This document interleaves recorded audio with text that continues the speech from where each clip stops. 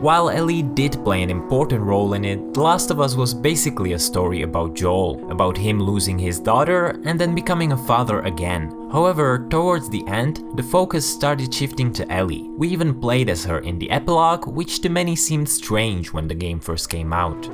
Playing as Ellie now? That's kind of weird. Actually kind of pretty, ain't it? Looking back, it all falls into place though. Part 2 is a direct continuation of this story, so it makes sense that it will be focused on Ellie and she will be the playable character, as that is exactly where Part 1 ended. What seemingly does not make sense is how little we know about Joel in the sequel. We've seen over 20 minutes of Part 2 footage, in addition to concept art, and yet we still don't even know how he looks like in the game. Since gamers love Joel, to my knowledge even more so than Ellie, no wonder people are worried about him not being prominent enough in the sequel. After all, I'd say it was the relationship between Joel and Ellie that made the first game so special, and since Part 2 is a straight up continuation, Joel has to play a major role in it as well, right? Yes, absolutely, and I think he will. Despite the little screen time he's had in the trailer so far, I believe he will play a crucial role in the sequel, and there's evidence to back it up. First off, he was present in the reveal trailer, and this guy, named Jesse, mentioned him in the third one.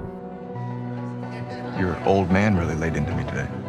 Secondly, Naughty Dog has confirmed that you will have an AI companion during the journey, just like in the original game or in the latest Uncharted titles. While this could be someone like Dina, Joel is still by far the most likely character to be accompanying Ellie in Part 2. Yet another reason why I'm convinced Joel's role will be rather essential is that Troy Baker, the actor playing Joel, has been for a fact involved in the game's development from the very beginning. He's also been part of panels and interviews about Part 2 and even this live performance with Ashley Johnson. I'm just a going over. I'm just a going over Jordan. I'm just a going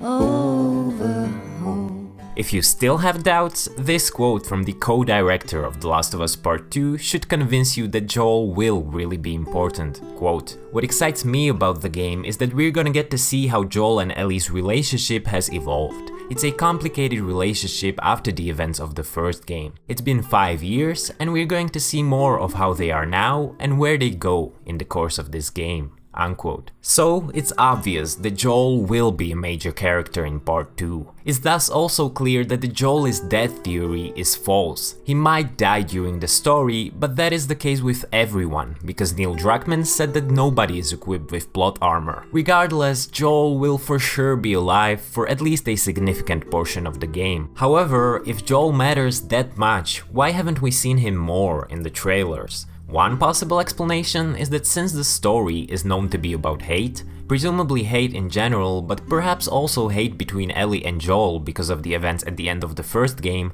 the two characters may be separated for a large portion of the sequel. Another explanation I've heard, which I do not consider likely at all though, is that The Last of Us will be a trilogy, and they wanted the last game, Part 3, to be focused on Joel. Therefore, they are making Part 2 mostly about Ellie for the sake of variety. But again, I'm not buying this theory. The actual reason why I think we've seen so little of Joel is that this is how Naughty Dog is trying to generate hype around the game. Ever since it was announced, tons of articles and videos about Joel's fate have been published. It simply creates them a lot of free attention. This wouldn't be the first time Naughty Dog's marketing was kind of misleading, but by the way, I'm not saying it's something they shouldn't do. I actually love Naughty Dog toying with us like that. Nevertheless, they have done a similar thing with Uncharted 4 as well. They were setting it up as a super dark conclusion to the Uncharted series, and they made fans think that Nathan Drake was going to die in some terrible way. Neither of those things turned out to be true. The ending was way different than expected, and A Thief's End was certainly not the end for the franchise either. A new standalone game was released just a year year later, and more releases are likely to come, not to mention the Uncharted movie. I've made videos about both the potential Uncharted 5 and the film, so I'll leave the links in the description in case you're interested. Anyway, in addition to making Uncharted 4 seem darker than it actually was, multiple scenes from the trailers were not in the actual game whatsoever, including the entire reveal trailer and dramatic sequences like this one.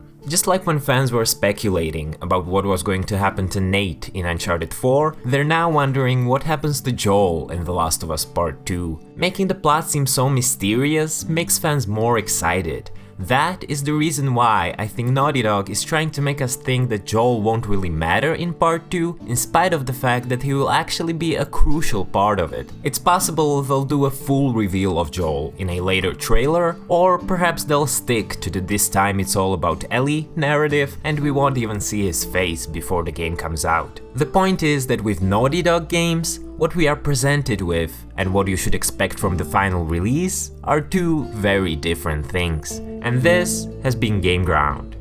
See you around.